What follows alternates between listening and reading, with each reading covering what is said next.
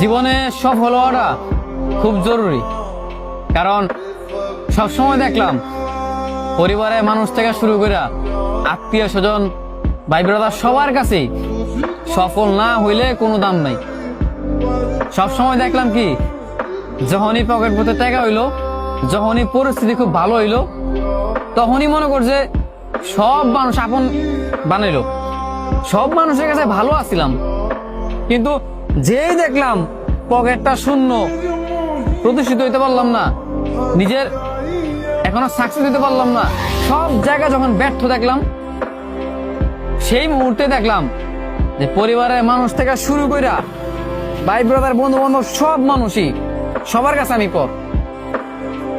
তোর যখন এই পরিস্থিতিতে তুই পড়বি, যখন তুই দেখবি যে তোর ফ্যামিলির কাছে, তোর বন্ধু বান্ধব বলো, আত্মীয় স্বজন বলো, সবার কাছেই তুই পর হয়ে যাবি, মানে তুই যখন এটা দেখবি তখন বুঝবি এটার পেন কি জিনিস। মনে কর ভাই, সফল না হইতে পারলে কোনো জায়গায় দাম নাই। আর পুরুষ মানুষ তো, পুরুষ মানুষের আরো আগে দাম নাই। একটা পুরুষের যদি মনে কর, একটা পুরুষ যদি সফল না হইতে পারে, কথাটা মনে রাখি যে একটা পুরুষ যদি সফল না হইতে পারে, তার কথা দেওয়া কইলাম, এই পুরুষ কোনোদিন কোনো মানুষের ভালোবাসা পাইবো না, কোনো মানুষের কাছে ওই প্রিয় মানুষ হইতে পারবো না। কারণ কেন জানো? কারণ পুরুষের টাকা নাই, পুরুষের টাকা হইব, পুরুষের সব হইব। শখের নারীর কথা কস, তাই না? ওই যে নারী ভালোবাসে, শখের নারীর কাছেও অপ্রিয় হইব। কথাটা মিলাই লইস, কথাটা খালি মনে রাখবি।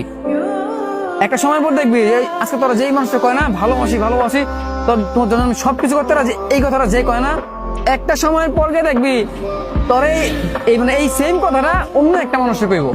কেন জানোস?